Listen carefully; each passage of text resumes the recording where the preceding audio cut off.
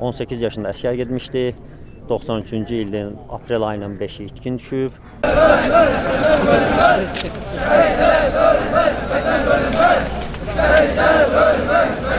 Birinci Qarabağ müharibəsinin şəhidi Ərzumanov Elşən İsaməddinoğlunun qalıqları Quba Şəhidlər Xiyabanında torpağa tapşırıldı.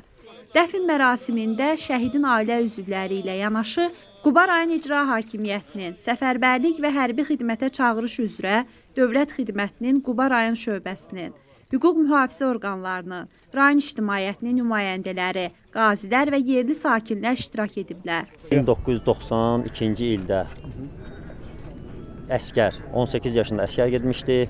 93-cü ilin aprel ayının 5-i itkin düşüb. Ondan sonra heç bir məlumat ala bilməmiş.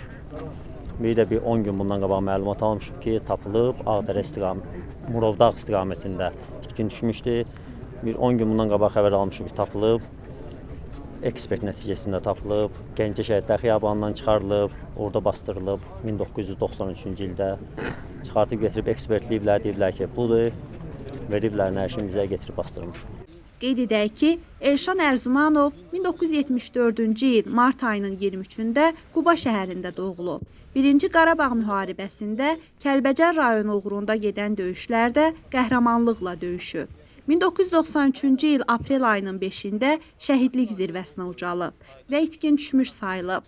Onun qalıqları ölümündən 32 il sonra doğma yurdunda torpağa tapşırılıb. Nüşabə Baxşıyeva, Asif Cabbarov xüsusi olaraq Dinas TV üçün.